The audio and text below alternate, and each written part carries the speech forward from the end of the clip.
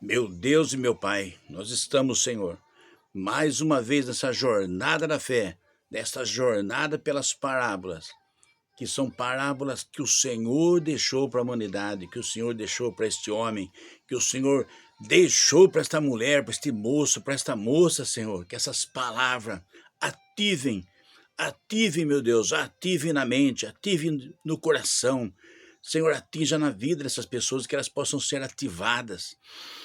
Que seus olhares possam estar, Senhor, por aquele que fez tudo por nós, que nos amou, que se entregou por nós e nos comprou, não com prata nem com ouro, mas com seu sangue precioso. Meu Deus, se aonde chegar este áudio agora, se tiver alguma coisa que impede, Senhor, os teus filhos de ser felizes, de ter vitória, de ter liberdade, em nome de Jesus de Nazaré agora, Senhor, eu profetizo liberdade na vida dessas pessoas, do alto da cabeça até a planta dos pés, Senhor, porque a tua palavra nos ensina que onde o Espírito Santo habita aí a liberdade. Que a boa mão do Senhor seja conosco, que a boa mão do Senhor seja na vida de cada um de nós, neste momento que estamos dando continuidade à nossa jornada pelas parábolas, peregrinando aqui na terra, sabendo que a palavra é do Senhor, a palavra do Senhor e a bênção é para o povo de Deus. Você que recebe, aleluia, diga amém. Nós estamos aqui animados, graças a Deus, né? Por mais uma passagem na jornada pelas parábolas. Eu quero dizer para você que está chegando agora aqui, que essas parábolas é uma joia. A parábola é uma joia. É mais do que você pode pensar, sabe? É mais do que você pode pensar. Porque essas parábolas, elas não foram copiadas pelos filósofos, pelos pensadores, por algum contador de história. Estas parábolas foi uma estratégia do próprio Senhor Jesus para a sua igreja, para os seus filhos. Sabe por quê? Porque aqueles que não creram ficaram para trás, né? Mas aqueles que creram, aqueles que deram crédito, aqueles que abraçaram, é uma bênção. É uma benção. Vocês vão ver, depois vocês vão conferir. As pessoas que estão comigo na jornada, que nós vamos ir para toda a parábola. A menos que Jesus diga que não, nós vamos para toda a parábola. Em nome de Jesus. Na graça e na força do Senhor, nós vamos para todas as parábolas. Porque só o Senhor pode nos impedir de fazer o contrário. Só Ele, né? Se Ele disser que não, como bons servos, a gente para onde Ele precisar. Mas senão nós vamos até a última parábola, até a última. E nós vamos ainda mandar mais 2 parábolas do Velho Testamento de bônus. Você sabia que no Velho Testamento tem 2 parábolas? Sabia? Então, tem 2 parábolas lá e nós vamos enviar de bônus também. Vamos lá buscar ela e vamos trazer. E eu tenho certeza que vai ser uma bênção. Quando você, tenho certeza, depois que você estiver comigo pelas parábolas, você não mais verá o Senhor Jesus como viu até agora. Eu tenho certeza. Você não vai ver a igreja como você viu até agora. E você não vai ver a vida também, porque você vai ver o valor que Deus dá para o homem, que Deus dá para a mulher, e vai ser uma benção. Você vai falar, nossa, olha, se eu fizesse 40 sessões de terapia, não teria construído em mim uma pessoa tão forte, sabe? Tão inteligente, com atitude, com tanta iniciativa como essas parábolas, porque as parábolas, elas são bênção, ela ativa na mente do homem, no coração do homem, aquilo que muitas vezes a vida, pelos problemas, pela luta, pela dificuldade que a pessoa tem, ela acaba se perdendo, acaba se esquecendo, acaba ocultando, e o Senhor ativa e vai ser uma bênção. Nesta dia da jornada, nesse vídeo que estamos fazendo, nós vamos falar da parábola da ovelha perdida. Essa parábola também ela é muito contada nas igrejas, sabe? O pessoal gosta muito de pregar essa parábola nos púlpitos, porque ela revela em si como que o Senhor ama as pessoas que estão perdidas, como ama as pessoas que estão dentro da igreja, como ama as pessoas que se desviam também. E assim como um pastor, ele tem aquela grande iniciativa para essas ovelhas, que é uma coisa viva, né? Não é como um objeto, ele vai mostrar que também o Senhor, nos detalhes, ele ama cada uma delas.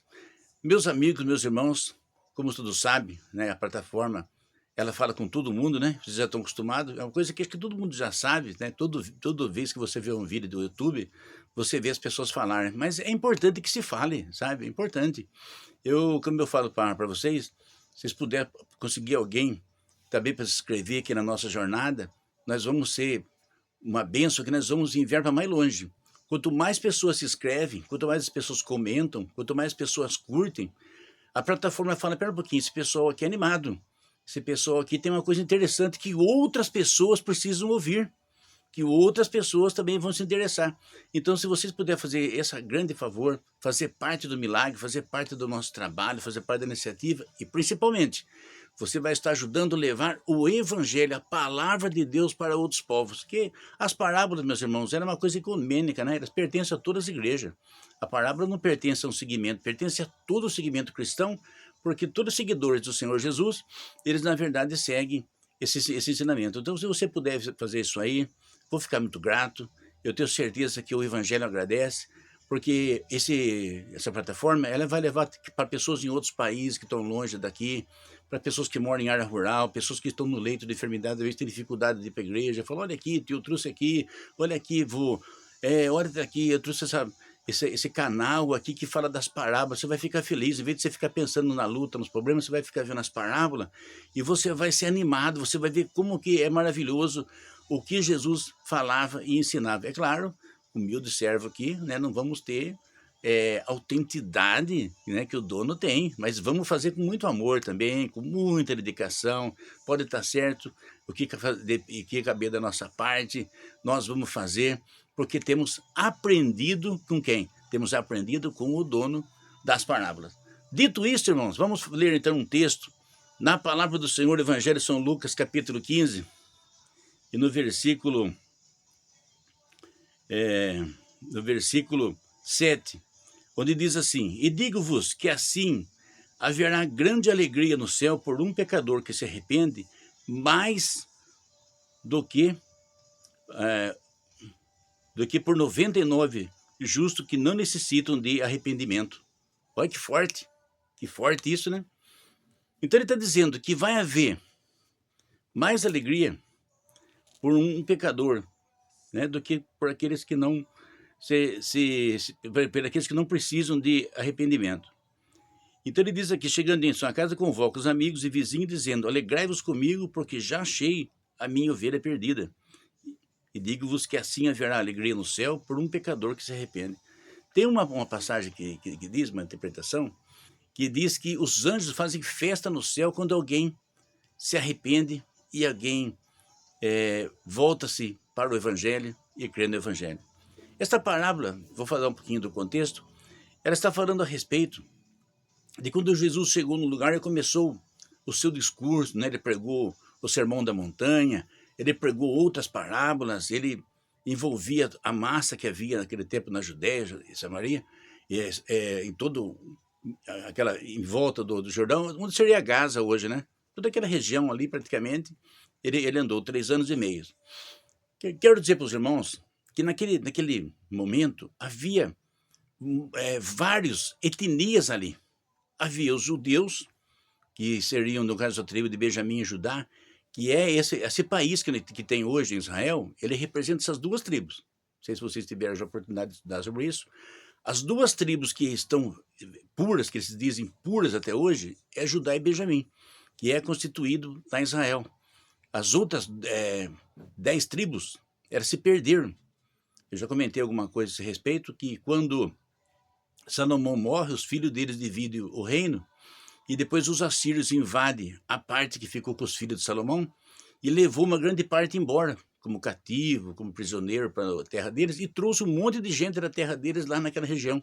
E ficou aquele povo misturado, entre eles aquele povo samaritano, que vocês vão ver que eles vão dar trabalho em toda a Bíblia, né? Como na mulher samaritana, na construção do templo, na parábola do samaritano, onde eles estão, aquele povo do problema. Mas essas duas tribos, elas são consideradas até hoje, porque eles conseguem passar de pai para filho até o tempo de Adão. Então, você vê, por exemplo, por que eles lutam forte lá? Eles lutam muito forte. Só que tem um porém também. Uma parte daquelas pessoas que estão lá em Israel, que deve ser em torno de 8, 10 milhões de pessoas, Eles são as duas tribos de Israel. São a tribo de Judá e de Benjamim. Mas não sei se vocês sabem, mas nos Estados Unidos tem mais gente daquela tribo nos Estados Unidos do que mora lá. Vocês sabiam disso? Interessante, né? Muito interessante. Quer dizer, talvez tenha 10, 12 milhões de israelitas que moram lá nos Estados Unidos, só que eles são assim, eles casam entre eles, e se uma pessoa quiser se tornar judeu, aí já é um assunto para uma outra hora, mas ele tem que passar por um processo de quase 2 anos, né? Como era no Velho Testamento. Tem que fazer circuncisão, um monte de coisa. Mas vamos deixar isso aí para um outro assunto. Aqui, nós vamos falar a respeito de Jesus, quando ele estava na Galileia e começou essa pregação que culminou nessa parábola das ovelhas. Então ele chegou ali, havia as pessoas puras das 10 tribos, havia as tribos misturadas, entre eles alguns samaritanos também, aquele povo. Havia aquelas pessoas, mercadores, que vinham de outros países, passavam por ali para vender tapete, vender tecido, vender azeite, vender perfume. Então havia uma rota, porque o Império Romano, uma das grandes coisas que ele deixou para a humanidade foi as rotas. O Império Romano construiu uma estrada que praticamente vai pelo mundo todo.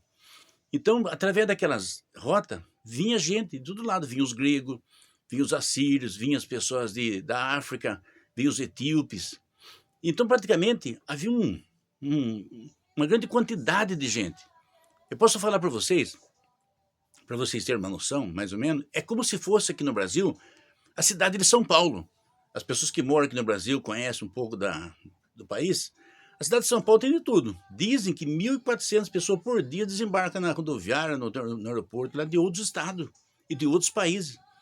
Então tem muita gente. Deve ter em torno de 16 a 18 milhões de pessoas que moram lá. Né? No estado de São Paulo dá mais de 30 milhões, é maior que o país da Argentina. Mas em São Paulo vem gente de todo tipo. Você for em São Paulo, você encontra peruano, você encontra pessoa do norte, nordeste, você encontra pessoa do sul, do centro-oeste, você encontra pessoas de todo tipo de nacionalidade, né? Tem os alemães, tem os italianos, os japoneses, os chineses. Então podemos dizer que Jesus, quando ele estava pregando na Galileia, havia também esse fluxo de gente que vinha, que voltava, e também havia quem?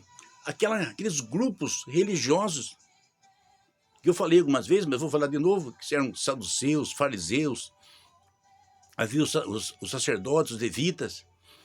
E ele, quando você vê aqui no início da passagem, a Bíblia diz que os fariseus, os doutores da lei, né, eles começaram a questionar Jesus porque ele comia com os pecadores. Agora nós vamos voltar no assunto que nós começamos. As 12 tribos, eles não se misturavam. Eles não, por exemplo, assim, o homem jamais ia deixar a filha dele casar, por exemplo, com uma pessoa de outro país. Nossa, aquilo lá, sabe? E a pessoa teria que fugir daquele lugar praticamente. Ele não teria vida ali. Um homem jamais deixaria seu filho, por exemplo, casar com uma romana, por exemplo, assim, e viver normalmente ali. Porque eles se consideravam um povo impuro. Porque até João Batista, até a vinda de João Batista, a vinda de Jesus, era considerado o povo judeu, né? O povo que pertencia à tribo de Judá, que são os israelitas, né? De origem, dos filhos de Abraão. Eles, a cultura deles, a religião deles, e depois os outros eram considerados gentios. Eram considerados gentios. Como gentio, pastor? Eles eram pessoas assim, que estavam na terra, mas não tinham o amor de Deus na vida deles. Eles não tinham a bênção de Deus na vida deles. Eles não tinham a aprovação de Deus na vida deles. É bem verdade que uma parte desses povos, eles adoravam outros deuses. E pelo fato de adorarem outros deuses, havia uma determinação da lei de Moisés que eles deveriam se separar deles mesmos. Olha, você tem que se separar daquele povo. A lei de Moisés fala sobre isso. Olha, não se mistura com esse povo, não. É um povo que comia sangue, um povo que sacrificava criança, é um povo que sacrificava animais, é um povo que tinha uma vida promíscua. Eles se envolviam com as sacerdotisas de Baal, aquelas coisas, aqueles deuses, aquela situação de vida diferente. Praticavam também uma série de coisas que pertenciam a outros deuses.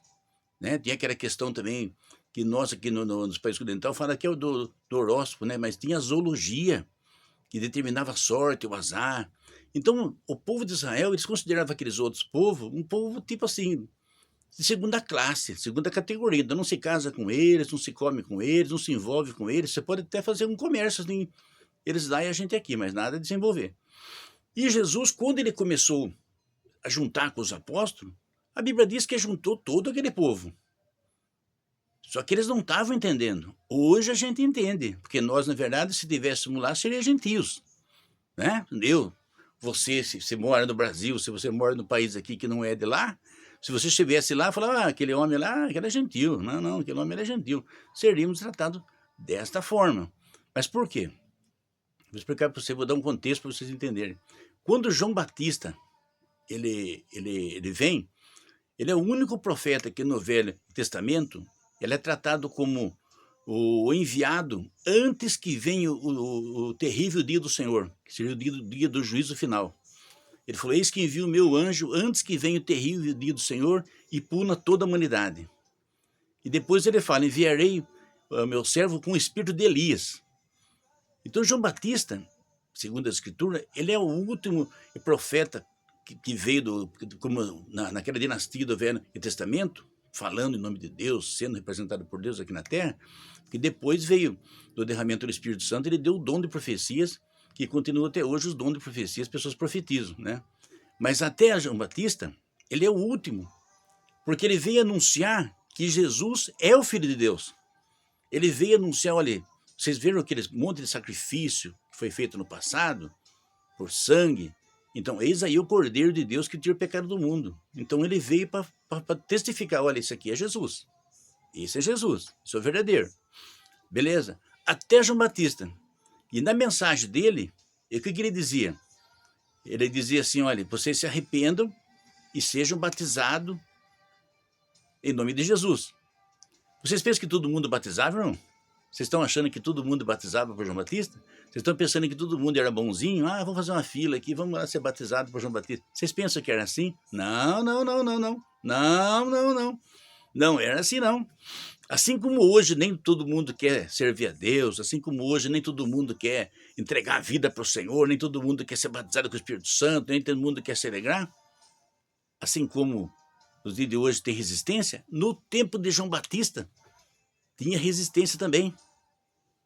Tinha resistência.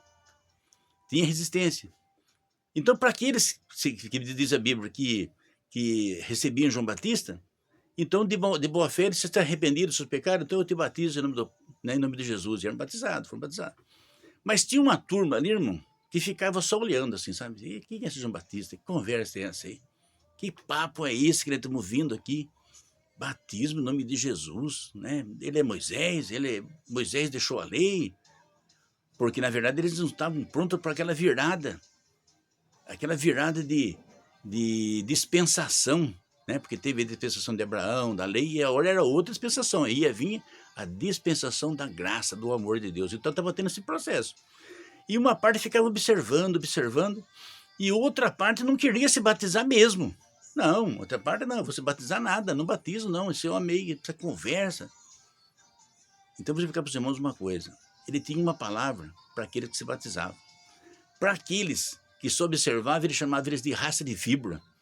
Raça de víbora, quem vos ensinou a fugir da ira vindoura? Olhe, palavra forte, irmão. Raça de víbora, quem vos ensinou a fugir da ira vindoura? É aqueles que ficavam só observando. E aqueles que davam contra, que tem alguns que davam contra, chamava ele de impostor, chamava ele que, sabe, falava coisas que, nós não vamos nem repetir isso aqui, porque não cabe esse texto, né, essa mensagem. Aí ele falava assim, olha, João Batista dizia, está posto o machado às árvores. A árvore que der fruto, ela vai ser podada para que dê mais fruto. Não é assim que o jardineiro faz? E aquela parte que não dá fruto vai ser lançada no fogo para ser queimada. Então, saindo do contexto, agora voltando no original, vocês estão vendo que Jesus estava pregando, irmãos, não para tudo pessoas boazinhas. Agora vocês chegaram onde eu queria, né? Vocês entenderam, né? Jesus não estava pregando para um povo ali humilde, cativo, feliz. Jesus não estava pregando ali para um povo tranquilo, sossegado. O Senhor não estava pregando para uma plateia que nem nós aqui, que estamos tranquilos, estamos de boa fé, dando glória a Deus, agradecendo a Deus. Não. Estava ali pessoas que eram de outra cultura, estavam ali pessoas que não davam crédito, estavam ali pessoas que estavam ali para criticar, estavam ali pessoas que estavam ali simplesmente para desfazer do que estava sendo feito. Vocês estão pensando que os 3 anos e meio de ministério de Jesus foi fácil? Depois vocês vão ver. Até o fim dessa jornada, vocês vão ver que não foi tão fácil não, sabe? Tem gente que fala assim, nossa, está chovendo, será que eu vou conseguir ir na igreja? Será que eu vou conseguir fazer alguma coisa? Olha, furou o pneu do meu carro. Ah, aquela pessoa lá, porque não gostou muito de mim. Entendeu? Dificuldades pequenas, mas a do Senhor foi para valer. Foi forte, era resistência mesmo. Muita resistência.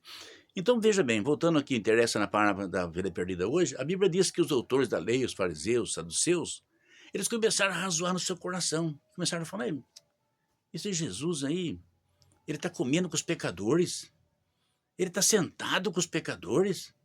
Esse povo aí, gente que vem do Egito, gente que vem da Grécia, gente que vem da Fenícia, da África, dos etíopes, e ele está sentado com eles aí.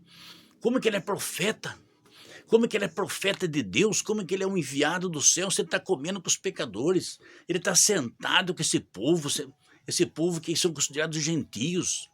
Ele está sentado com esse povo que não é para conviver com eles, não é para ter comunhão com eles. Veja, irmão. Só que Jesus, veja bem, irmãos, ele não só sabia como ele sabe. Jesus sabe o que passa na mente e no coração do homem e da mulher. Tem coisa que você está ali, sabe, travado. Você está ali meio impedido, você está ali com o coração endurecido. Você fala, como que eu saio dessa? Por isso eu falei para os irmãos que as palavras vão destravar muita gente. Ele sabia, pelo olhar daqueles homens, o que eles estavam falando, o que eles estavam pensando, o que eles estavam arrazoando. E o Senhor disse assim, olha, eu vou contar para vocês uma parábola. Sabe, em vez dele ficar lá, por exemplo, discutindo com a pessoa, batendo boca com ela, em vez dele criar aquele clima de animosidade, descontentamento, ele falou, eu vou dar uma palavra para vocês, e vocês vão entender o que está acontecendo aqui. Vocês vão poder ver o que está acontecendo aqui. Eu quero falar para vocês, ele falou que quando uma pessoa, um pastor tem 100 ovelhas, ele gosta das 100 ovelhas. Né? Eu acredito. Você vê, por exemplo, no que acontece aqui no Brasil, na grande parte do mundo, com esse negócio de pets, né? O gatinho, o cachorrinho, né? E esses animaizinhos, eles pegam amor mesmo. Eu cheguei a entrar em casas, né? Cheguei a ter acesso a casas que a pessoa tinha porquinho de estimação. Olha, eu vou falar para vocês uma coisa, hein? O porquinho é animado, viu? O leitãozinho é animado. Quero ver que tem coragem de comer depois, né? Mas é animado. Tem pessoa que tem gado de estimação, coelho de estimação, sabe? Cabrito de estimação. E a ovelha, olha, irmãos, pelo que a gente vê elas, eu já tive para ter um contato com ela também, eles são seres apaixonantes. Eles são muito apaixonantes, sabe? Tipo assim, eles gostam de curtir a presença da pessoa que é o pastor, que é dono deles, sabe? Ele gosta de ficar perto, ele gosta de ficar olhando, ele gosta de ficar mastigando perto deles. Ele curte, sabe? A amizade com o homem. Eles gostam dos homens. E o pastor, nos processos que ele tem com o rebanho, ele tem o processo daquele filhote, né? Tem o processo depois que ele se torna adulto, que se é fêmea começa a dar cria, então ele passa a ver aquele monte de filhote. Tem o processo depois que eles ficam no tempo do abate, né? Porque assim, tem muito macho, que se ele tiver muito, ele come muito, ele é muita despesa, então ele tem que abater. Tanto com os bois foi assim também. A fêmea eles deixam para criar mais, mas os machos eles abatem, né? Tem que ter gente que pode ser que não coma a carne, tá aqui, fica tranquilo, não vamos estender muito isso aí. E tem a questão das ovelhas, perdão, não, da pele, da lã que eles faziam, aqueles agasalhos, porque tinha lugar de muito frio e vendia para os mercadores, e tem a pele também, servia para fazer roupa, fazer sapato, e as coisas que fazem até hoje, cinto, bolsa, né? Então a ovelha, na verdade, ele proporcionava praticamente a vida do homem. A vida do homem se misturava com a vida da ovelha, porque através daquilo que ele vendia, ele trazia alimento, trazia roupa para sua família, ele se alimentava, ele trocava depois com outra mercadoria. Então as ovelhas praticamente era a vida deles. E eles acostumavam com as ovelhas, desde que elas eram muito pequenas, passava a ver, curtir elas correrem, como a gente curte hoje os cachorrinhos, os gatinhos, né? Por isso que eu acredito que naquele sacrifício que teve entre Caim e Abel, eu acredito que Deus recebeu a ovelha por causa disso. Eu sei que é difícil para algumas pessoas entender como é que pode Deus querer que um animal seja morto para depois ser queimado, mas é uma coisa que você vai ter que estudar com a gente aqui um pouco mais a escritura, depois você vai entendendo, mas com o tempo você vai notar o sentido disso. Que quando Abel pega aquela ovelha, eu acredito que ele pegou a ovelha que ele mais amava. Eu acredito que ele viu assim daquele demoizinho que ele teve, porque tem uma cria, geralmente, né? Aquele que ele gostava mais, que ele carregava mais, que ele tinha mais amor, aquilo que ele, para ele era uma coisa assim que enchia a mente. Ele falou: não, eu vou dar isso aqui para Deus, isso aqui é o melhor que eu tenho, o mais importante que eu tenho.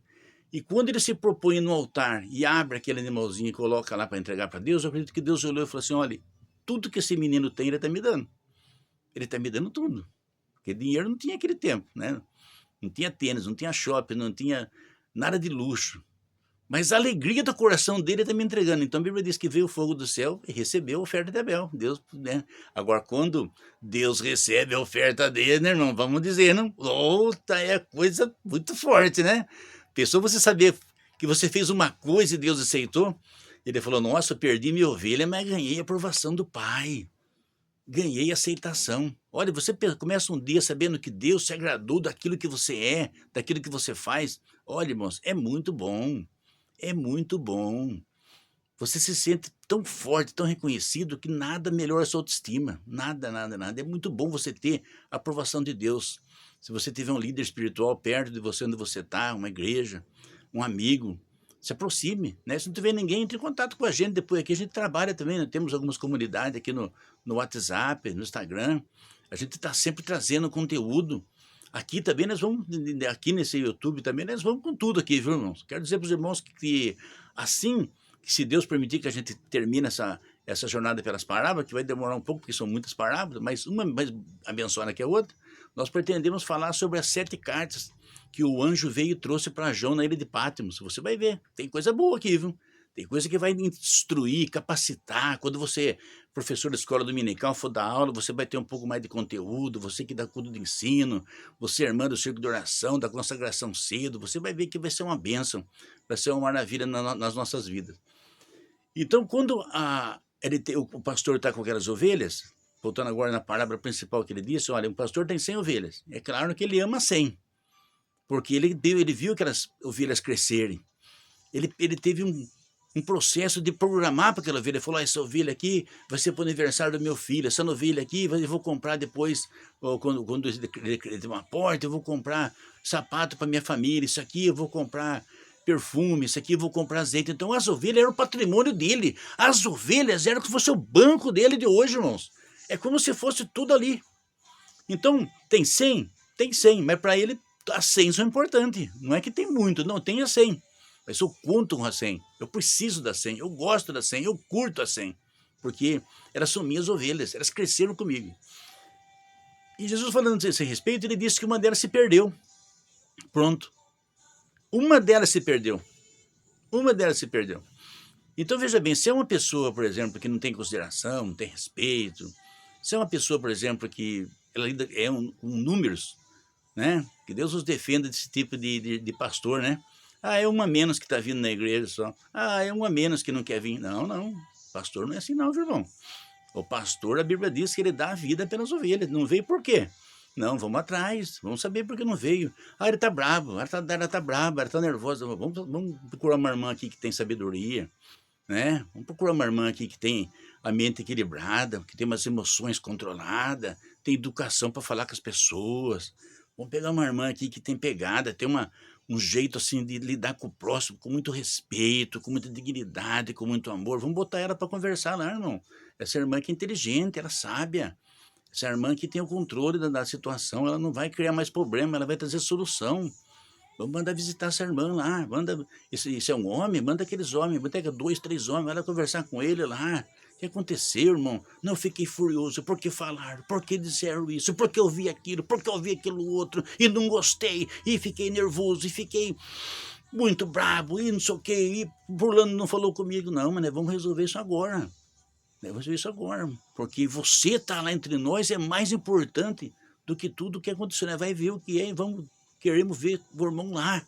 Todo mundo está muito ansioso para ver o senhor voltar, a senhora voltar. Todo mundo está precisando da senhora lá. Verdade? Esse é o princípio, viu, irmão? É assim que nós aprendemos aqui com ele, com a parábola da sem ovelha. Então ele pegou o que ele fez. A Bíblia diz que Jesus pergunta para a pessoa: olha, qual homem que tendo 100 ovelhas, uma delas se perde, ele não deixa as 99 que estão bem cuidadas, fala: pronto, eu vou atrás daquela que se perdeu.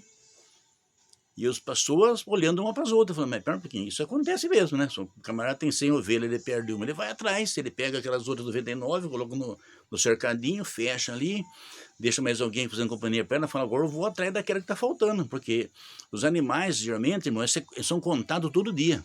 Sabe, quem tem animal sabe como é que é. Ele é contado para ver se não se perdeu, se um bicho não matou, se alguém não veio uma besta fera. São contados. Então ele falou: vou deixar as 99 aqui e vou atrás daquela que tá perdida. Vou buscar ela lá onde ela estiver. E vai, sabe? Larga lá e vai e procura. E às vezes essa ovelha, ela está presa no galho de árvore, às vezes cai num buraco, às vezes ela se perdeu do caminho.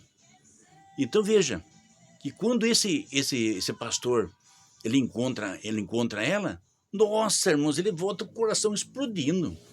Ele volta explodindo. Ele falou: eu podia não achar mais, podia ser que algum animal tivesse levado ela embora, podia ter morrido pro caminho, podia ter perdido para sempre, não achado o caminho de volta, mas quando ele encontra, ele abraça aquela ovelha e volta feliz com aquela ovelha no braço. Aí ele olha para a multidão e pergunta: se vocês fossem dono das 100 ovelhas, quem de vocês não ficaria feliz de voltar com a ovelha? Claro que todo mundo, né, irmão? Se for um pouquinho sensato, se tiver um pouquinho assim, ó, de inteligência, vai pensar como ele, vai falar: não, realmente, o homem sabe, o homem está certo mesmo, tem que votar. Ele falou: então, se eu posso vir atrás de alguém que se perdeu, se eu posso vir atrás de alguém que se entristeceu, se eu posso vir atrás de alguém que não conhece, que não tiver oportunidade de conhecer a graça, se eu posso vir buscar, por que eu vou vir a costa para ela? Por que eu vou vir rejeitar? Por que eu não vou vir atrás? Essas pessoas, muitas vezes, eles não conhecem. Eles não sabem o que está para vir. Eles não sabem que eu vim para morrer por elas, eles não sabem que eu vou dar vida por elas, eles não sabem que eu vou trazer perdão para elas, eles não sabem que eu vou dar acesso para elas no reino dos céus. Elas não sabem que está sendo preparado uma grande ceia lá em cima, com Abraão, com Isaac, com Jacó, que Deus não é Deus dos mortos, Deus é Deus dos vivos, Deus não é Deus de coisas acabadas, Deus é Deus de coisas que se concretizam.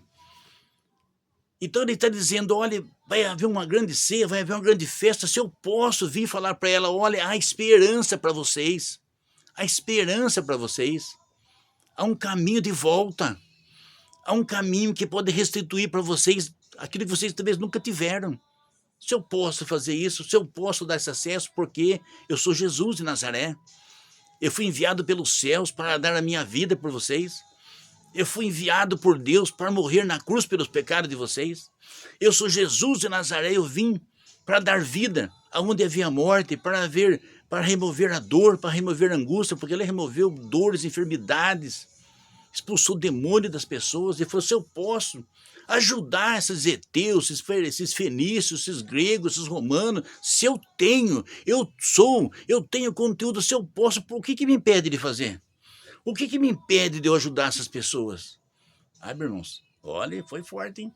Porque quando ele falou isso daí, ele contou e as pessoas caíram em si. Ele falou: mano, pera um pouquinho, se ele tem uma mensagem que pode acolher, por que não? Por que não? Né? Vocês vão ver depois. Ele entrou na casa de Zaqueu, que era um cobrador de imposto, que as pessoas odiavam o cobrador de imposto, porque ele roubava uma parte para ele, outra parte ele pedia para o Império Romano. Ele entrou na casa do fariseu, quando convidou também. Então ele, Jesus de Nazaré, ele diz assim: olha, as 99, elas estão bem, mas eu vou atrás daquela que se perdeu. Então a mensagem, meus irmãos, essa palavra que ela é muito forte, que não sei se vocês notaram, uma das únicas passagens que fala que vai ter festa no céu é quando diz que é quando um pecador se converte. Quando um pecador se converte, tem festa no céu. Você não acha na Escritura outro lugar que fala que vai ter uma festa no céu por qualquer outra coisa. Mas uma mudança de vida, uma mudança de caráter, uma mudança de posicionamento diante da palavra de Deus. Olha, irmãos, para Deus é mais importante do que você pensa. É muito mais importante do que você pensa. A Bíblia diz que Deus amou seu Filho de uma tal maneira, o mundo de uma tal maneira, que deu seu Filho unigênito, para que todo aquele que nele crê não pereça a vida eterna. Então, quando você se aproximar de Deus, quando você se aproximar de uma igreja, quando você se aproximar da palavra, pense assim: eu sou aquela ovelha que está perdida, que muitas vezes faço coisas que é errado, não tenho força para fazer o certo, não tenho sabedoria para fazer o certo, fiz coisas confusas até o dia de hoje, fiz coisas que muitas vezes eu mesmo me reprovei, muitas vezes me sinto perdido para um lado e para o outro, mas eu quero dizer que Jesus te achou, viu? Jesus te achou. Eu vou contar uma história para vocês que antes de vir a internet, os americanos tinham muitos livros best-seller, e entre os evangélicos tinha muitos também. E eu tive a oportunidade de ver algumas histórias que eles depois se transformaram em livros. Nos Estados Unidos havia um mendigo, um morador de rua, que ele era uma pessoa assim que ele já estava desprovido, né? Porque o morador de rua, tem muitas pessoas que levam a ser morador de rua, mas uma dessas condições é quando a pessoa vai se empobrecendo, ela perde a vaga do trabalho, perde o poder para pagar o aluguel, familiares não tão próximos, e ele acaba sobrevivendo a vida do mínimo. Então ele fica para a rua, às vezes ele come alguma coisa que dão, às vezes ele acha alguma sobra em algum lugar, e ele vai tocando a vida. E esse morador de rua de Nova York, que é uma cidade muito, muito grande nos Estados Unidos, é muito cara, né? Para a pessoa alugar uma casa em São Paulo, que já é difícil, imagina em Nova York. Então ele morava na rua mesmo, né? E diz esse escritor desse livro, que ele escreveu o livro baseado em fato real, diz que esse morador de rua, ele passava em frente à igreja todo dia, que ele via aquela igreja aberta, bonita, que os americanos têm esse negócio de deixar as igrejas abertas, né? Aqui a gente vê toda igreja de crente fechada de dia, mas a deles não, fica aberta, né? Tem algumas igrejas que deixam, mas a maioria está fechada, mas é aquela igreja bonita, aberta. Então ele passava em frente à igreja, meus irmãos, ele tinha o capricho de chegar bem no meio da igreja, assim, naquela porta grande, no livro de Quanto Respeito, ele falava: Jesus, eu sou Jimmy. Como dizer assim: olha, eu sou morador de rua, estou te cumprimentando, olha eu aqui, né? Eu vejo o Senhor, creio no Senhor e olha eu aqui. E ia embora para casa dele, né? Seguir o caminho dele. Chegava no outro dia, o Jimmy, o morador de rua, chegava em frente àquele templo, aquelas portas enormes abertas. Jesus, eu sou Jimmy, olha eu aqui. E ia embora, seguia o caminho dele, novamente. Chegava depois no outro dia, em frente à porta, colocava a cabeça na porta assim, olhava bem: Jesus, eu sou Jimmy! E seguia a vida dele. Aí vai, meus irmãos, que esse mendigo, segundo eu vi no livro, esse fato é verídico, né? Essa ovelha perdida chegou lá e ele foi atravessar, um carro atropelou ele. O carro atropelou ele, aí a coisa ficou complicada, né? Ele não pôde ir no templo. E ele foi para o hospital, e eu acho que Jesus achou falta dele, que ele ia todo dia lá em frente à igreja e falava isso aí. E ele estava lá no hospital, sentindo as dores dele, engessado na cama. E ele viu que em determinado momento entrou um homem dentro da sala, do quarto dentro do hospital, de branco, e disse: Jimmy, eu sou Jesus. Irmãos, aquele homem quebrantou num choro. Ele não sabia se era sonho, ele não sabia se ele tinha morrido, ele não sabia se ele estava vendo uma assombração, uma coisa real, se era um anjo, se era Deus, ele não sabia. No outro dia, aquele homem estava bom. Ele se recuperou, sabe? Saiu a sequela do atropelamento, sequela daquela situação que ocorreu na vida dele. E ele voltou. A primeira coisa que ele sentiu desejo de ir naquela igreja é agradecer, porque ele não ter morrido, por não ter se machucado. E ali Deus tinha preparado um homem de Deus para conversar com ele, e ele contou para o homem de Deus a situação dele. Ele falou: Jimmy, se você quiser, você não precisa ser mais um morador de rua, porque eu vou ajudar você. Eu vou ajudar você a arrumar um trabalho, eu vou ajudar você a arrumar um lugar para você ficar, eu vou ajudar você a construir sua vida. O livro conta que ele se tornou um diácono, uma bênção.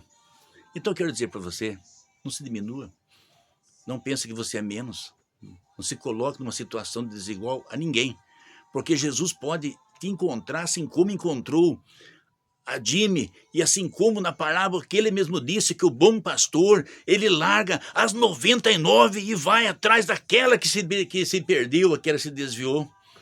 Deus abençoe a sua vida, Deus abençoe a sua caminhada. E quando você vê pessoas que estiver sozinho, isolado, achando que está perdido, fala: olha, o bom pastor está vindo aí, ele vai te buscar, vai te encontrar e vai levar você de volta para o redil. Você pode agradecer a Deus por isso? Vamos orar? Vamos trazer a bênção do Senhor sobre nossas vidas, nossos corações. Meu Deus e meu Pai, eu quero neste momento, Senhor, eu quero neste momento profetizar que aonde, Senhor, chegar essa palavra não seja sempre simplesmente uma mensagem, mas que essa palavra seja, Senhor, uma bênção, seja um livramento, seja uma resposta, seja um romper, seja um quebrar de jugo, seja um despedaçar, Senhor, de toda atitude contrária. Senhor, que tudo aquilo que até agora trabalhou contra a vida deste homem, desta família, deste obreiro, dessa pessoa que se encontrava perdido por um motivo ou por outro agora, seja dançado por terra, seja derrubado por terra, mas que haja neste romper a potente mão de Deus agindo, movendo, transformando, restaurando. Receba, toma posse, tenha um tempo abençoado, tenha uma vida abençoada e tenha um voltar de volta abençoado, porque o Senhor, Ele é o pastor e certamente Ele vai atrás de todo aquele que se desvia. Deus abençoe a todos. Até a próxima jornada das parábolas do Senhor.